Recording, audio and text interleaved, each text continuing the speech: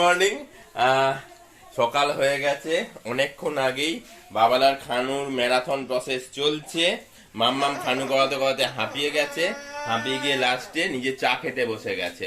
আর ওর ঘ্যান ঘ্যানানি, pan প্যানানি, tan ট্যানানি, রাত্রিবেলায় কি স্বপ্ন দেখেছে সেইগুলো বলা। কি মেরো রে সন্না রে সন্তুলা, কালকে কি স্বপ্ন দেখেছিস বল বল বল একটু। বাবার বিয়ে হচ্ছে। এই আমি ঘুম থেকে আমি স্বপ্ন দেখেছি আমি কোথায় করে ফেলেছি। কিন্তু সন্তুলা বেশি করে না ও কিন্তু হিসি করে না, অনেকদিন থেকেই ও হিসি করে না। ও প্যাম্পার্স পরে না, ওকে প্যাম্পার্সও পরতে হয় না। ও যখন হিচু পায় ঘুমোতে ঘুমোতে তখন ও মাম্মামকে ডাকে, মাম্মাম হিচু পেয়েছে, মাম্মাম হিচু যাব, এরকম বলে।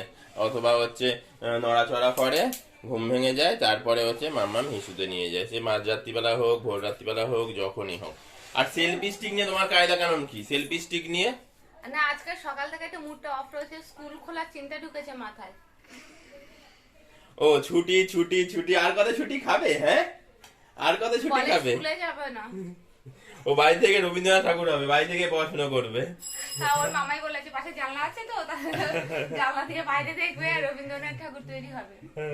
শোনা বাবা, কবি গুরু রবীন্দ্রনাথ ঠাকুর, কবি গুরু রবীন্দ্রনাথ ঠাকুর বাংলার গর্ব।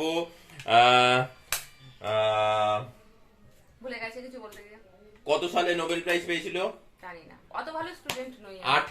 না বলবো না, ভুল বলার থেকে না বলা ভালো। বলবো না, জেনে নিয়ে অন্যদিন বলো। জেনে নিয়ে নেক্সট দিনকে অবশ্যই বলবো। আর বাবালার স্ট্র্যাটেজি হচ্ছে বড় হয়ে ও আর কি টাইপ অফ রবীন্দ্রনাথ ঠাকুর হবে, কবিগুরু রবীন্দ্রনাথ ঠাকুরের মতন আর কি। বাড়িতে থেকে পড়াশোনা করবে, পড়াশোনা করে ও অনেক কিছু করবে, এই সেই ওর বক্তব্য।